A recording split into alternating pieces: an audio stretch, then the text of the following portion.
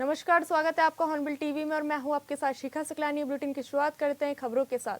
मुख्यमंत्री पुष्कर सिंह धामी दिल्ली दौरे पर हैं। ऐसे में सीएम ने उत्तराखंड निवास परिसर में हाउस ऑफ हिमालयाज के आउटलेट का उद्घाटन किया। उन्होंने कहा कि आउटलेट राज्य की पारंपरिक धरोहर है और जैविक उत्पादों को राष्ट्रीय राजधानी में संगठित रूप से प्रस्तुत करने का सशक्त माध्यम बनेगा।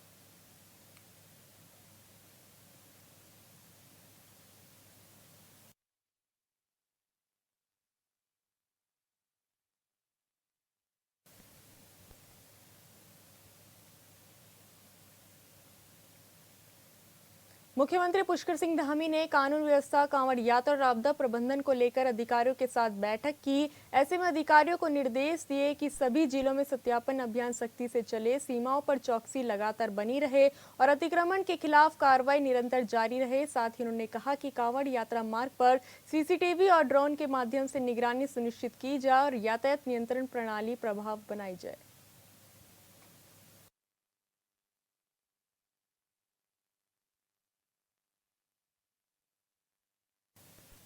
उत्तराखंड विधानसभा भवन देहरादून आज एक ऐतिहासिक पल का साक्षी बना, जब अंतर्राष्ट्रीय संसदीय अध्ययन शोध और प्रशिक्षण संस्थान और स्वामी राम हिमालयन विश्वविद्यालय जौलीग्रांट के बीच सहयोग ज्ञापन पर हस्ताक्षर किए गए। बता दें कि ये कार्यक्रम उत्तराखंड विधानसभा अध्यक्ष रितु खंडूरी के नेतृत्व में संपन्न हुआ। विधानसभा अध्यक्ष रितु खंडूरी ने कहा कि इस रणनीतिक साझेदारी का उद्देश्य नीति, नवाचार, संसदीय अनुसंधान एवं प्रशिक्षण और जन भागीदारी आधारित शासन को सशक्त बनाना है।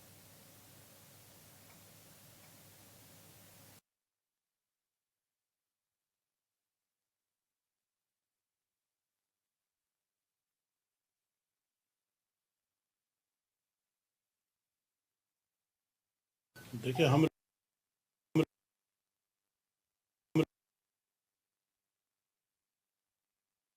जानते हैं कि मेरा जो international institute of parliamentary studies research and training, हमने आपको पहले भी बताया था कि हमने इसकी शुरुआत की थी। पिछली बार जब हमारा सदन यहाँ पे था तो हमने इसको दोबारा से शुरू करा था और उसके बाद मन में ये बात थी कि मुझे इस इंस्टीट्यूट को लेकर कुछ इस तरह के कार्य करने जहां हम उत्तराखंड में के, चाहे वो इन्वायरमेंट को लेकर हो, इंफ्रास्ट्रक्चर को लेकर हो, पॉलिसी को लेकर हो, पानी को लेकर हो, इस पर हम किस तरह से कार्य कर सकते हैं। और इसमें मुझे ये चीज़ समझ में आई कि बच्चे, क्योंकि जो मेरा पहला कार्यक्रम इस रिसर्च का इंस्टीट्यूट का हुआ वो चमोली के बच्चों के साथ हुआ और जिस तरह की प्लेटफॉर्म मिलने पे जिस तरह से उन्होंने वहाँ पर हर एक विषय पर इतना सुंदर बोला, तो मुझे ये समझ में आया कि बच्चों के साथ काम करने में, यूनिवर्सिटीज़ के साथ काम करने में हम एक इम्पैक्ट कर पाएंगे। तो इसलिए मैंने रिक्वेस्ट की, जो हमारे स्वामी राम हिमालयन यूनिवर्सिटी है उनसे रिक्वेस्ट की, जो हमारे धस्माना जी है उनसे की, फिर हमारे डॉक्टर डोभाल हैं उनसे बात की और फिर ये निर्णय हम लोगों ने मिलकर किया कि हम कुछ इस तरह का कार्य मिलकर करें और उसको और पुख्ता कर पाएं। इसलिए हमने एक आज MOU साइन किया है बिटवीन द यूनिवर्सिटी और विधानसभा का जो हमारा रिसर्च इंस्टीट्यूट है उसके बीच में ये साइन हुआ है। जहां तक इसमें हम क्या क्या करेंगे, इसमें लगभग हर चीज़, पानी पे हम शायद पहले शुरू करेंगे, साथ ही साथ हमारा जो पॉलिसी रिसर्च पे होता है, पॉलिसीज जो बनती हैं सरकार के माध्यम से, उनका क्या इम्पैक्ट जमीन पर रहता है, ग्राउंड पर रहता है, उस पर हम लोग काम करेंगे। देखिए, हम लोग एरिया प्रायोरिटाइज किया है हमने। आज जो हमारी बात हुई है वो मुख्यतः पानी को लेकर के हुई है, क्योंकि हमें अभी बताया गया कि जितना पानी उत्तराखंड में बरसता है उसका 4% पानी भी अगर हम टैप कर लें तो हमारी आवश्यकताएं पूरी हो जाएंगी। तो हम ये कोशिश करेंगे कि कहीं मॉडल प्लेसेस पे खास करके गैरसैंड के आसपास के जो गांव हैं वहाँ पर इस टेक्नोलॉजी को दिखाएं, क्योंकि जो हैंडपंप आपने देखे होंगे उसको रिचार्ज करने का भी एक चुनौती है।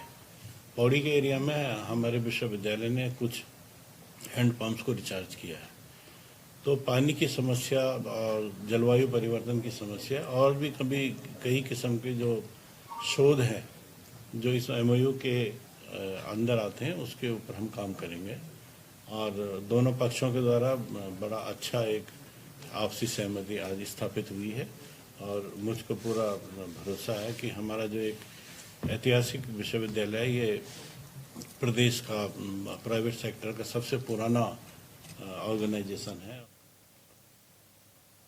पिछले दिनों में हिमाचल प्रदेश में बादल फटने की वजह से भारी तबाही मची थी और अब उत्तराखंड के चमोली के एक इलाके में बादल फटने से स्थानीय लोगों में दहशत का माहौल है।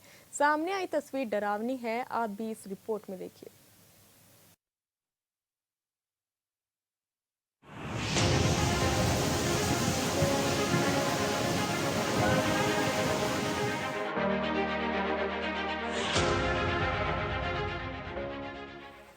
उत्तराखंड में पिछले एक सप्ताह से रुक रुक कर लगातार बारिश हो रही है, जिसकी वजह से कई इलाकों में भारी नुकसान हुआ है। उत्तरकाशी के बाद अब चमोली में बादल फटने से लोगों में दहशत है। चमोली जनपद में विकासखंड नंदानगर के शिरा गांव में देर रात बादल फटने से मोक्ष नदी उफान पर आ गई है, जिससे कई घरों और दुकानों को नुकसान पहुंच रहा है। राजस्व विभाग की टीम मौके पर पहुंचकर नुकसान का जायजा ले रही है और पीड़ितों को राहत पहुंचाने का काम भी कर रही है। आज नंदानगर में शेरा गांव में अतिवृष्टि की सूचना प्राप्त हुई है, जिससे कि 2 गौशालाओं को नुकसान हुआ है और कुछ घरों में मलबा गया है। तहसील प्रशासन की टीम मौके पर है और नुकसान का जायजा ले रही है। जो भी आवश्यक कार्यवाही है वो की जा रही है। जिन घरों को शिफ्ट करना है उनको सुरक्षित स्थानों में शिफ्ट भी किया जा रहा है और PWD द्वारा JCB भेज के सड़क को खोलने का कार्य किया जा रहा है और बाकी कोई जनहानि या पशुहानि की सूचना अभी तक प्राप्त नहीं हुई है। शेरा गांव में बादल फटने की जानकारी मिलते ही SDRF की टीमें मौके पर पहुंच गई। बारिश के कारण क्षेत्र में भूस्खलन और नुकसान की आशंका जताई जा रही है। राहत और बचाव कार्य के लिए टीमें तैयार हैं। ऊपर से मौसम का अलर्ट भी जारी हो चुका है। 24 घंटे में अल्मोड़ा, बागेश्वर, चमोली, चंपावत, देहरादून, नैनीताल, पौड़ी गढ़वाल, पिथौरागढ़, रुद्रप्रयाग, टिहरी, उत्तरकाशी में भारी बारिश का पूर्वानुमान है। जैसा कि आपने भी यही बताया कि भारतीय मौसम विभाग IMD के द्वारा इस बार more than average, above average बारिश का अनुमान लगाया गया है।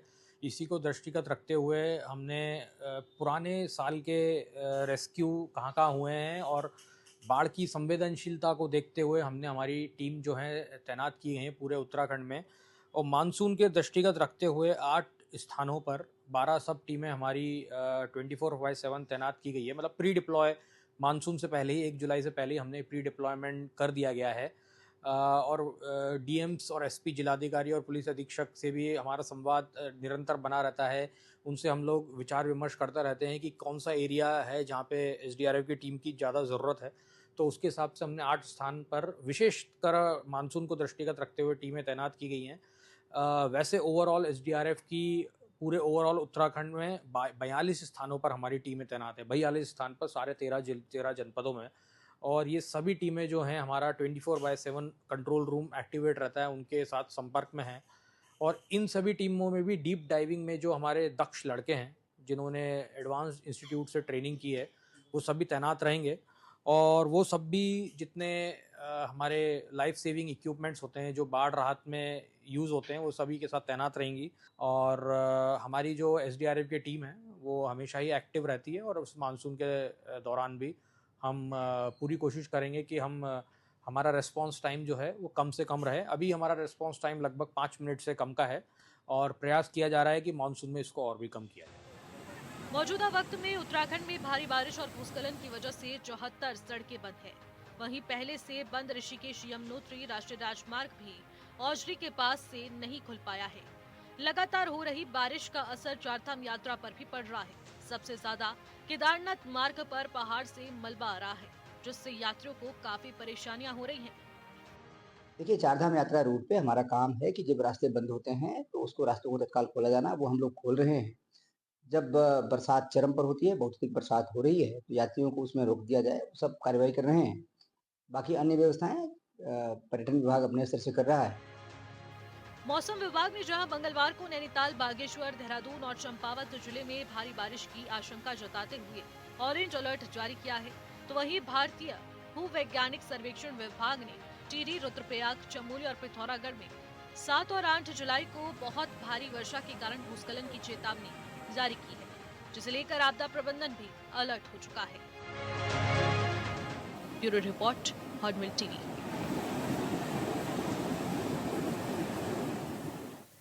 देश भर के किसान महंगाई की वजह से पहले से ही परेशान है और ऊपर से कृषि विभाग के अधिकारियों की लापरवाही से किसानों को भारी नुकसान हो रहा है। नैनीताल के कालाडूंगी में किसानों ने कृषि इकाई पहुंचकर हंगामा किया। आरोप है कि जो बीज दिया गया उसे बोने के बाद अनुकृत नहीं हुआ। अब बीज की सप्लाई कहां से की गई, ये सवाल है जिसका संबंधित अधिकारी जवाब नहीं दे पा रहे।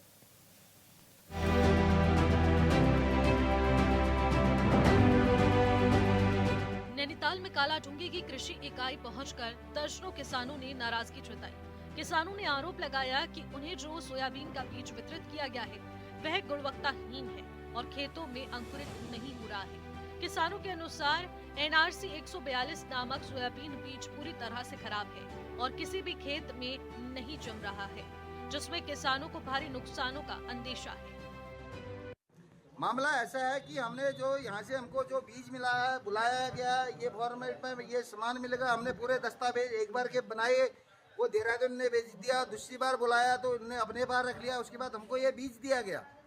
हम काश्तकार लोग सारे इसलिए हैं कि कम समय होता है। बरसात की खेती जो सोयाबीन की बोई जाती है या अन्य दलहन फसलें बोई जाती है, उस फसल के लिए हमको बहुत लेट कर दिया। अच्छा बीज है, ये चीज़ करके प्रोसेस करके हमको पूरे खाता खतौनी रकबा ज़मीन हम देखेंगे, ये नापेंगे, तोलेंगे, ये सब चीज़ें हमको बताई गई है। उसके बाद नहीं जमने के बाद बोल रहे कि कोई कहता कि जम रही, कोई नहीं जम रही। उसके बाद इन्होंने कृषि इकाई वालों ने क्या काम किया, एक बोरे में उसको पौध को भिगा के डाला।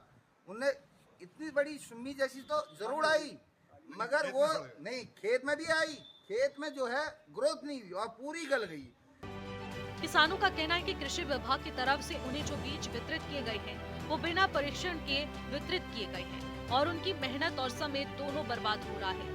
नाराज किसानों ने कृषि विभाग के अधिकारियों से तत्काल जांच की मांग की है।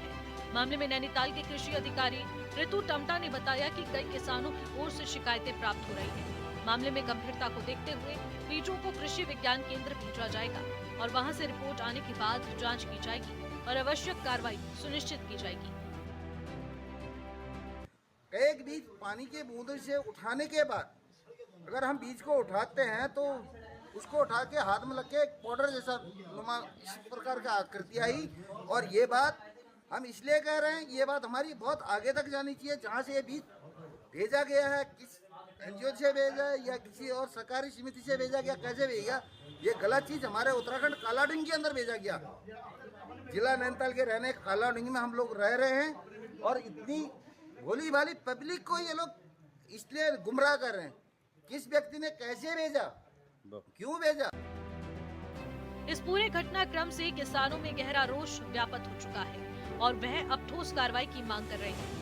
वहीं विभाग की ओर से आश्वासन दिया गया कि अगर बीज में गड़बड़ी पाई जाती है तो दोषियों पर कार्रवाई की जाएगी और किसानों को मुआवजा देने पर भी विचार किया जाएगा।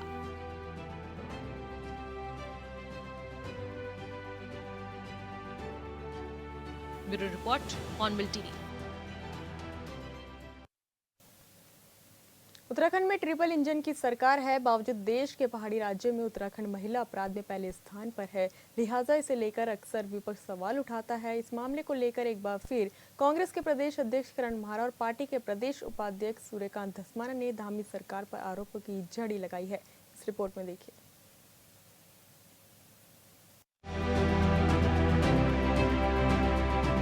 देवभूमि उत्तराखंड में महिला अपराधों को लेकर विपक्ष लगातार सवाल उठा रहा है। हाल ही के दिनों में घटी घटनाओं का जिक्र कर विपक्ष बीजेपी की सरकार से सवाल कर रहा है। वैसे ये माना जाता है कि देवभूमि में अपराध ना के बराबर है, लेकिन आंकड़ों के मुताबिक राज्यों में अपराध की घटनाएं लगातार बढ़ रही है। 2023-2024 की तुलना में साल 2025 अप्रैल महीने में अपराध की संख्या इन दो बीते सालों से बेहद ज्यादा रही है, जिसमें महिला अपराध से संबंधित अपराध के आंकड़े लगातार बढ़ रहे हैं।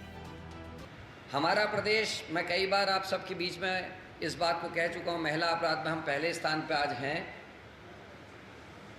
9 हिमालय राज्यों में अंकिता भंडारी केस में पुलकित आर्या को भले ही सजा हो गई, लेकिन अभी तक वीआईपी का जो नाम है वो सामने नहीं आया है। बिटिया लिख के चले गई कि वीआईपी को एक्स्ट्रा सर्विसेज देनी है, लेकिन नहीं, कुछ फर्क नहीं पड़ा। संतरेसा 14 साल की बच्ची उधम सिंह नगर में नर्स, उत्तरकाशी में 4 ST/SC की बहन है। मैं बार बार गिनाता हूँ आपको। श्रीनगर में ममता जोशी बहुगुणा 14 साल की बच्ची के संग 1 साल तक मॉलेस्टेशन के केस में इनके मंडल अध्यक्ष चंपावत, मॉलेस्टेशन के केस में इनके मंडल अध्यक्ष सल्ट, ISBT में 13 साल की बच्ची का सामूहिक बलात्कार।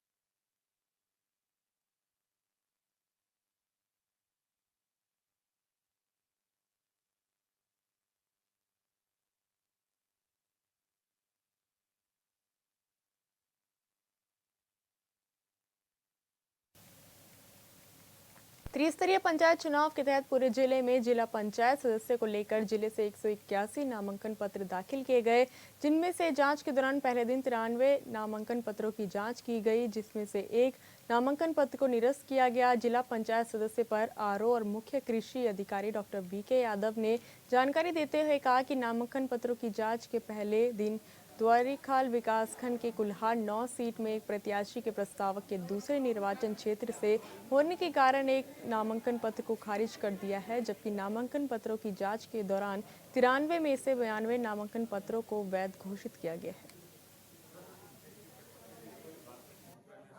सबसे पहले मैंने अपना परिचय दिया तो मैं वीरेंद्र सिंह रावत, पूर्व फौजी सामाजिक कार्यकर्ता। मैंने लगातार क्षेत्र में 8 साल से सेवा की है। हर जगह, चाहे स्वास्थ्य से हो, चाहे स्कूल से हो, चाहे रोड से हो, चाहे पानी से हो, चाहे बिजली से हो, चाहे कोई भी गरीब व्यक्ति हो, उसके हेल्प की है। और मैं जनता का विश्वास मेरे साथ है। लोग धन बल का प्रयोग बरसाती महीने बोलते हैं, इनको 5 साल के बाद आते हैं, जीत के भाग चले जाते हैं वो लोग। उनका काम कुछ नहीं बोलता और उनका ये काम है कि बस जनता को गुमराह करना, खिलाना पिलाना और वोट मांगना और गरीब जनता को बेवकूफ बनाना। मैं जनता को विश्वास दिलाता हूँ, मेरे को वोट दोगे तो मैं पक्का आपको पूरा क्षेत्र का ध्यान रखूंगा। मैं चांदपुर 11 से चुनाव लड़ रहा हूँ, जिला पंचायत उम्मीदवार। वो प्रत्याशी धन बल के बल पर चल रहा है और वो कभी कांग्रेस में जाता है, कभी बीजेपी में जाता है। बीजेपी ने आजकल ये सोच रखा है कि जिसके पास धन बल है वही काम करेगा, दूसरा संगठन को तो नगण्य कर रखा है। और हमें तो विश्वास है जनता के ऊपर। हम जनता के जो हमने काम किया, काम के प्रति वोट मांगेंगे। मेरे पास पद भी नहीं था, तब भी मैंने काम किया, ईमानदारी से काम कर रखा है। और ये बंदे जो है धन बल के प्रयोग करेंगे। हमारे पास 7 प्रत्याशी हैं जो पहले भी BDC लड़े थे, वो 5 साल में अपना शकल दिखाए नहीं, अब फिर आ रहे हो बरसाती मेंढक बन के। तो इन लोगों को क्या वोट दिया जाएगा? पंचायत चुनाव में इस बार जनता में राष्ट्रीय दलों के खिलाफ काफ़ी आक्रोश है और वो आक्रोश का कारण यही है कि हमेशा पहाड़ की अनदेखी हुई है, पहाड़ियों की अनदेखी हुई है, उत्तराखंडियत की अनदेखी हुई है। रही बात अंकिता भंडारी हत्याकांड की, तो उस दिन पुलिस की गाड़ी मैंने स्वयं रोकी थी। मैंने पुलिस की गाड़ी को ओवरटेक करके अपनी गाड़ी उसके आगे खड़ी करी थी और तब हमने मुजरिमों को पकड़ा था उस समय। लेकिन तब भी ये जितने भी प्रत्याशी आज चुनावी मैदान में, हमारे क्षेत्र से जितने भी प्रत्याशी मैदान में, ये तब भी नदारत थे। ये राष्ट्रीय दलों के झंडे डंडे उठाते रहे, लेकिन इन्होंने पहाड़ी के लिए और पहाड़ियत के लिए एक भी शब्द नहीं निकाला। और आज समय आ गया है, क्षेत्र की जनता के पास मौका है अपनी वोट की चोट से इन्हें सबक सिखाने का राष्ट्रीय दलों को कि पहाड़ की अनदेखी कैसी होती है। और हमेशा जब तक क्षेत्रीय विचारधाराओं को आगे नहीं किया जाएगा, क्षेत्रीयता को एकजुटता नहीं दी जाएगी, तब तक यूं ही बटे रहेंगे। और ये राष्ट्रीय दल जो दिल्ली के रिमोट से चल रहे हैं, ये यूं ही चलते रहेंगे और हमारे क्षेत्र का ऐसे ही सत्यानाश करते रहेंगे। खास करके जिस क्षेत्र से हम आते हैं, भूमाफियाओं का भी बहुत बड़ा वो है। वहाँ पे भूमाफिया हावी हो रहे हैं, बाहर के लोग यहाँ पे हावी हो रहे हैं। हमारे लोगों को यहाँ पे मजबूर किया जा रहा है। अगर 3 खेत पीछे हैं तो जो बाहर का मेन खेत है उसे खरीद दिया जाता है किसी भी तरह महंगी कीमतों देकर, और फिर बाढ़ लगा दी जाती है। तो पीछे वाला जो परिवार है, गरीब मजदूर किसान है, वो जमीन बेचने के लिए मजबूर हो रहा है। तो हमारा ये भी मुद्दा रहेगा, मूल निवास भू कानून जो ये हमारा मुद्दा रहेगा। और क्षेत्रीयता के जितने भी मुद्दे हैं उनको हम मजबूती के साथ उठाएंगे। मैं पहले तो आपका धन्यवाद करता हूँ और आज हमारे पंचायत का महासंग्राम शुरू हो गया है। और आपने देखा होगा हम इतने सालों से पंचायत की राजनीति कर रहे हैं, तो आज मैं इस बार कुल्हाड़ जिला पंचायत क्षेत्र से लड़ रहा हूं और मेरा यही प्रयास रहेगा कि भाई क्षेत्र में जो काम अधूरे रहेगा उनको और अच्छे से करूं और क्षेत्र का विकास हो। धन्यवाद करता हूं, जिलाधीश का धन्यवाद करता हूं जिनके मुझे विश्वास किया मेरे पे, और मैं पूरा उनको विश्वास दिलाता हूं कि मैं कुल्हाड़ क्षेत्र से बम्पर जीत के आऊँगा और भाजपा के झोली में सीट दूँगा।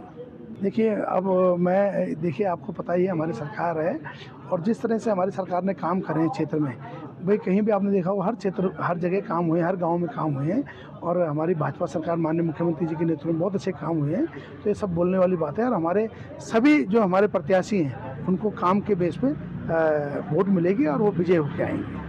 मैं अपने क्षेत्र की जनता से यही अनुरोध करना चाहूँगा कि आपका प्यार, जो आपने मुझे पिछली बार प्रमुख बनाया था, और आपके प्यार और आशीर्वाद से मैंने क्षेत्र में काम करे, तो उसी के उस पर मुझे इस बार भी अपना आशीर्वाद दें और मैं क्षेत्र में और विकास करूँगा।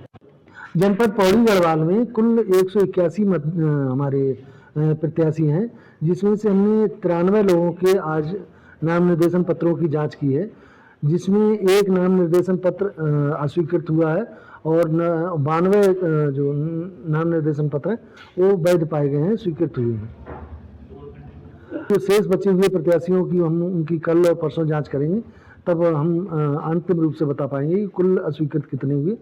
अभी जो एक प्रत्याशी का अस्वीकृत हुआ है, वो चूंकि उनका प्रस्तावक जो है वो दूसरे निर्वाचन क्षेत्र का था, इस आधार पे चूंकि प्रस्तावक का उसी निर्वाचन क्षेत्र से होना आवश्यक है जहां से प्रत्याशी चुनाव लड़ रहा है, तो इस आधार पे जो नियमावली है उसके आधार पे खारिज। फिलहाल इस बुलेटिन में इतना ही। आप देखते रहिए हॉर्नबिल टीवी। नमस्कार।